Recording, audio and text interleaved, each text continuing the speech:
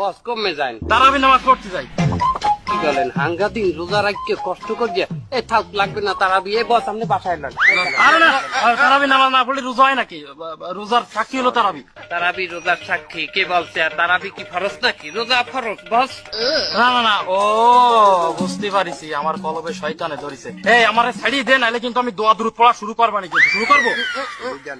বস বস আপনি ভুল বলছেন, আমরা কিন্তু শয়তান না বস। হ্যাঁ, তা তোরা কি?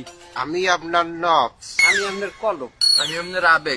আলহামদুলিল্লাহ, রোজার মাস সবাই সামনে চলে আইছে, যাক ভালো।